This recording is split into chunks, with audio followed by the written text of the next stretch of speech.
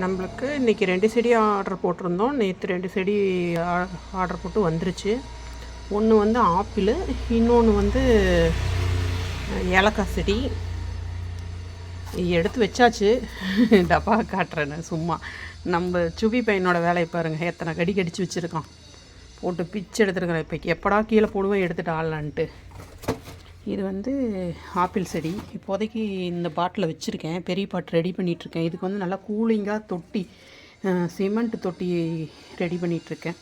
Cement தொட்டியில் வச்சோம்னா நல்லா கூலிங்காக வளரும். ஏன்னா நம்ம ஊர் ரொம்ப ஹீட்டாக இருக்கா, அதனால் சிமெண்ட் தொட்டி ரெடி பண்ணிகிட்ருக்கேன். அந்த பெரிய தொட்டியில் வச்சுட்டு வீடியோ போட்டு விட்றேன்.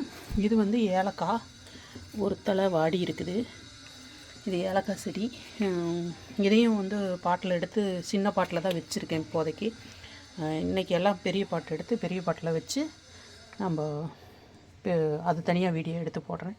இது ஏதோ ஒரு செடி புதுசாக முளைச்சிருக்குது. என்ன செடின்னு தெரியல. நிறையா விதைகள்லாம் போட்டு வச்சுருக்கேன். எதில் என்ன முளைக்குதோ முளைக்கட்டும் அப்படின்ட்டு. என்ன செடி இன்னும் பெருசானால் தான் தெரியும். அதே மாதிரி இங்கே ஒரு செடி பாருங்கள், புதுசாக ஒரு செடி முளைச்சிருக்குது. அதுவும் என்ன செடின்னு தெரியல. நம்ம வந்து கிருஷ்ண கமலம். இந்த கிருஷ்ண கமலத்தில் இது ஒரு செடி புதுசாக முளைச்சிருக்குது. இது என்னன்னே தெரியவில்லை. வாசமும் எதுவும் இல்லை, தண்ணி வாசம்தான் அடிக்குது. தலையை பொறிச்சு மோந்து பார்த்தா. உங்களுக்கு யாராவது இந்த செடி என்ன செடின்னு தெரிஞ்சால் கமெண்ட்டில் சொல்லுங்கள். இது என்ன செடின்னே தெரியல. அதனால் இதையும் பிடுங்கி போடல. சட்டுன்னு எந்த செடி இதை இங்கே ஒரு 2 செடி முளைச்சிட்ருக்குது.